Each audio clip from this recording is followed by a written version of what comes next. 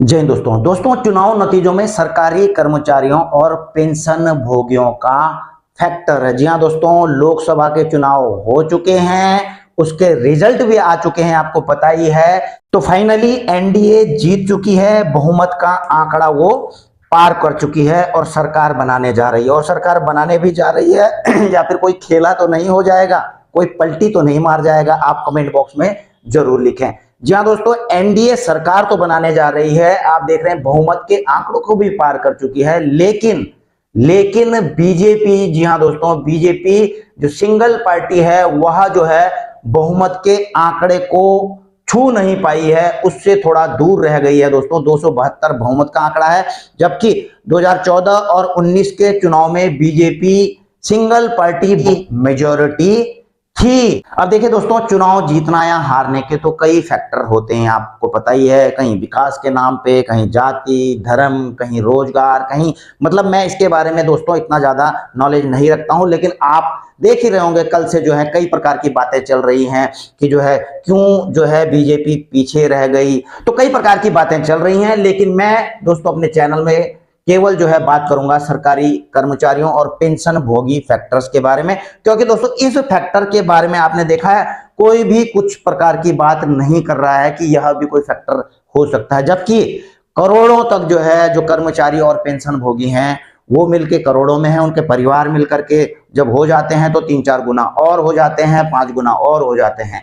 तो दोस्तों यही मैं बात करने वाला था, औरों की बात नहीं करूंगा, औरों का विश्लेषण मैं नहीं करना चाहूंगा, लेकिन कुछ फैक्टर्स ऐसे हैं सरकारी कर्मचारियों और पेंशन भोगियों के किसी भी चुनाव में जो है को प्रभावित करने की कुछ ना कुछ परसेंटेज की क्षमता रखते हैं। और इस चुनाव में भी मैं समझता हूं दोस्तों कहीं ना कहीं इन्होंने प्रभाव भी डाला है। सबसे पहली बात तो करूंगा दोस्तों अग्निपथ स्कीम की। आपको पता ही है कि अग्निपथ स्कीम जो है जो सरकार लेकर के आई है, उससे आपको पता ही है देश के कई युवाओं में इसे लेकर के बहुत ही ज्यादा नाराजगी थी। और दोस्तों वो जो युवा थे वो सारे नए वोटर्स थे, इवन की जो है इसके पीछे जो है सुप्रीम कोर्ट तक भी जाया गया। इसके पीछे अग्निपथ स्कीम के पीछे दोस्तों दुनिया भर की राजनीति अभी हुई, लेकिन अल्टीमेटली जो है आपको पता ही है कि जो युवा थे इस चीज को लेकर के नाराज थे।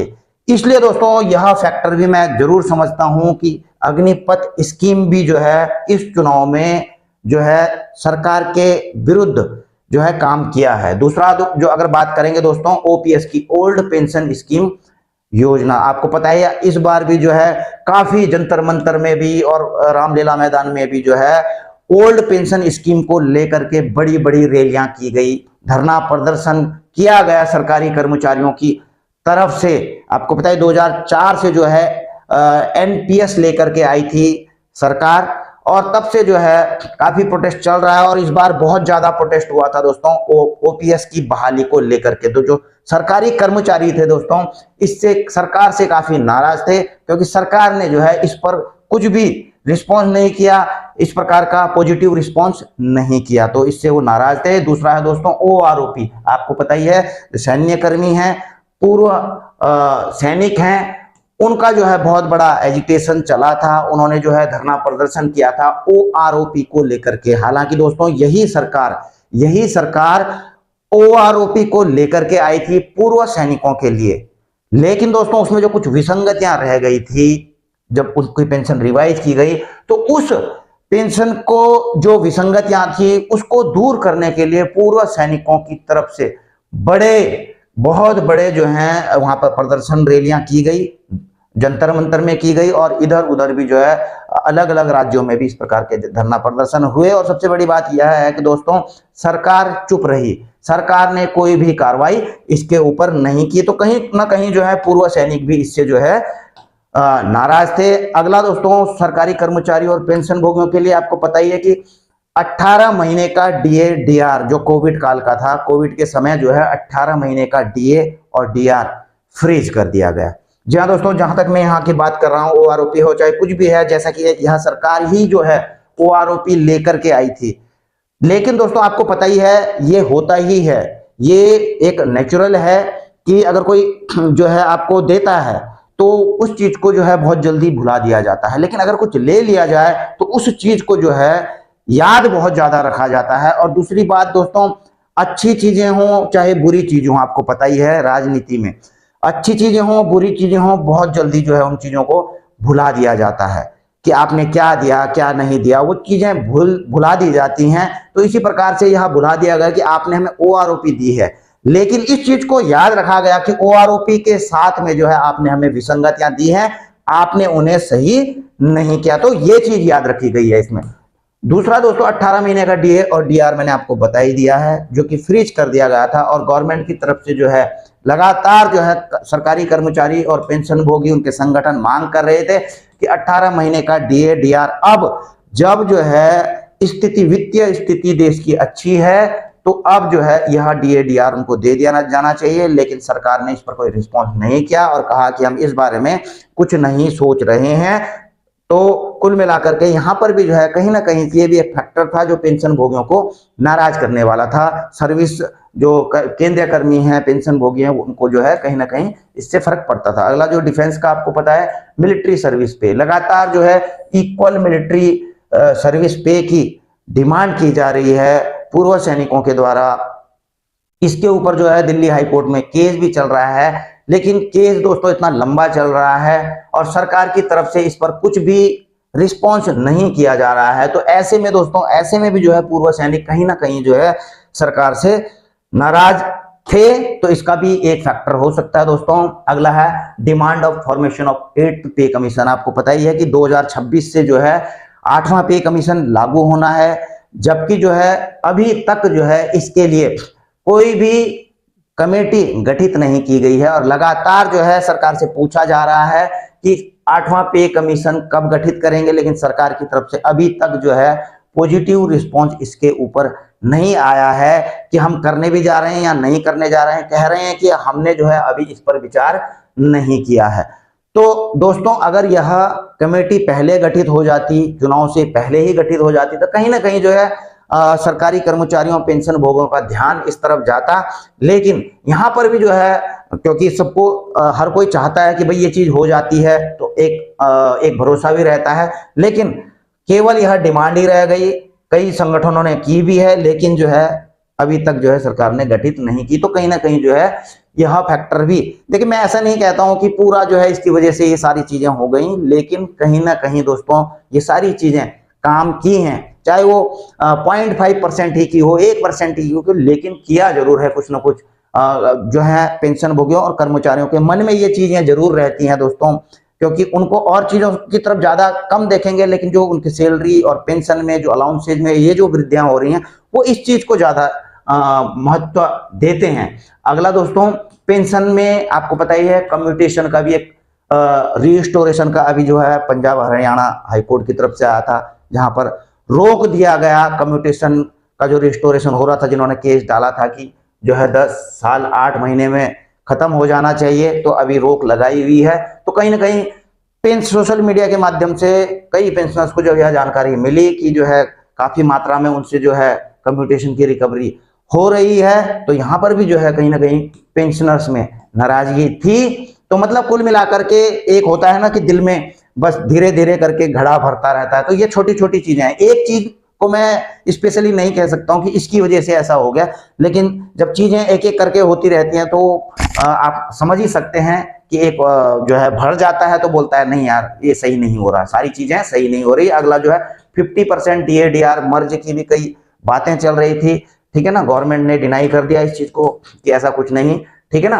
तो एआईसीपीएन के आंकड़े भी 2-3 महीनों से जो है जारी नहीं किए गए, 3 महीनों से, ठीक है। और जो कर्मचारी पेंशन भोगी हैं इन्हीं चीजों को तो देखते हैं कि भाई ये क्या हो रहा है क्या नहीं हो रहा है, ठीक है। एडिशनल पेंशन की भी आपको पता है कई समय से मांग चल रही है कि यह जो है 80 साल में 20% तो ठीक है, लेकिन जो है 65 साल से जो है एडिशनल पेंशन दे दी जानी चाहिए। ये कई बार मांग उठ चुकी है कि 65 साल में 5%, 70 साल में जो है 10%, क्योंकि हर कोई तो 80 साल तक जीता नहीं है, इसलिए जो है मांग की गई है कि 65 साल से 5, 10, 15 और 20% जो है तब जाके 80 तक लेकर के जाया जाना चाहिए। और 80 साल में भी दोस्तों एक तो जो चल रहा है अटेनिंग एज ऑफ 80 ईयर्स यानी कि 80 साल में पहुंचने पर, और दूसरा 80 ईयर कंप्लीशन ऑफ 80 ईयर्स की 80 साल पूरे होने पर। तो गवर्नमेंट जो दे रही है 80 साल पूरे होने पर दे रही है, जबकि जो है मांग है कि 80 साल जब शुरू हो जाता है तब दे दी जानी चाहिए। ठीक है, तो ये भी एक कहीं ना कहीं फैक्टर है। अगला, आपको एफएम में भी पता है जो फिक्स मेडिकल अलाउंस मिलता है उसकी भी मांग की जा रही है। कोई 1000 से 5000 की मांग कर रहे हैं प्रति महीने की, कोई 1000 से 3000 की मांग कर रहे हैं।